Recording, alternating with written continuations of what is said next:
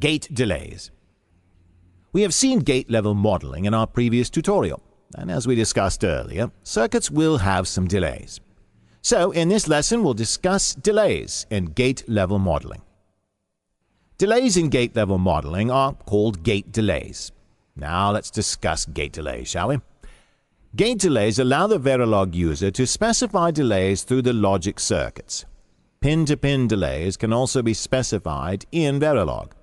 They are discussed in our upcoming chapters. Let's start a discussion about gate delays with rise, fall, and turn-off delays. These are the three types of delays from the inputs to the output of a primitive gate. Let's discuss these one by one, shall we? We'll start off with rise delay. The rise delay is associated with a gate output transition to a 1 from another value. Here is the waveform that shows the rise delay. Now, we may get the output 0, X, or Z, but due to the rise delay, we get the output as 1.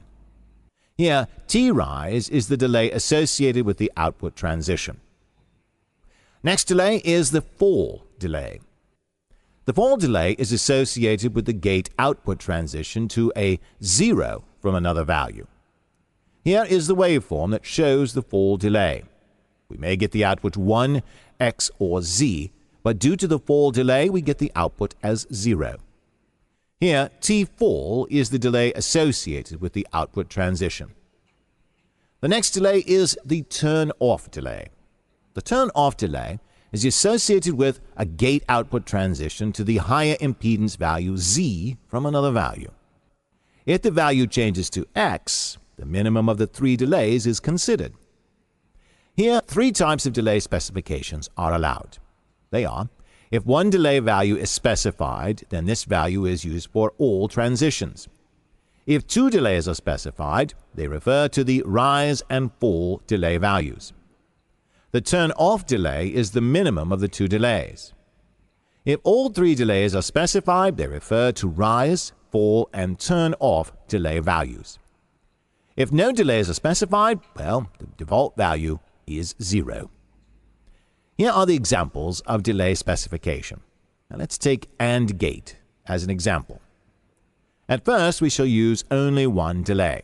As I told you, if we give one delay, the value is used for all transitions. Here we used only one delay. Delay is always specified along with a hash symbol. Let's specify this delay time as 5. So now all transitions will be delayed by 5 seconds or milliseconds, depending on our design. Here is the waveform that shows the delay for all the transitions. That is, whenever we change the input, the output transition changes after a 5-second delay. Next, we shall use two delays. Now, these two delays will be rise and fall delays. This is how we use two delays. Let's specify the values for these delays as 4, 6. So, now during the rise of transition, there'll be a delay of 4 seconds. Similarly, during the fall time, you're right, there'll be a delay of 6 seconds. Now we shall use all the three delays in buff if 0 gate. The declaration looks like this. Here we have all three delays.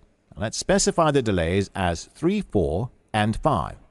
So, during the rise of transition, there'll be a delay of 3 seconds. During the fall time, the delay is about 4. And during the turn-off, delay is 5. Verilog provides an additional level of control for each type of delay mentioned earlier. For each type of delay that are rise, fall, and turn-off, we can specify three values that are min, tip, and max. We can choose any one value at the start of the simulation. We can use these min or tip or max values to model devices whose delays vary within a minimum and maximum range because of the IC fabrication process variations. Now let's see what these min, tip, and max variations are about. The min value is the minimum delay value that the designer expects the gate to have. The tip value is the typical delay value that the designer expects the gate to have. The max value, well, that's the maximum delay value that the designer expects the gate to have. Min, tip, or max values can be chosen at Verilog runtime. The method of choosing a min or tip or max value may vary for different simulators or operating systems. Right then, I hope you've got a better idea about this gate-level modeling, which includes gate types and gate delays. Next, we shove on and go to the tutorial which deals with the other types of modeling.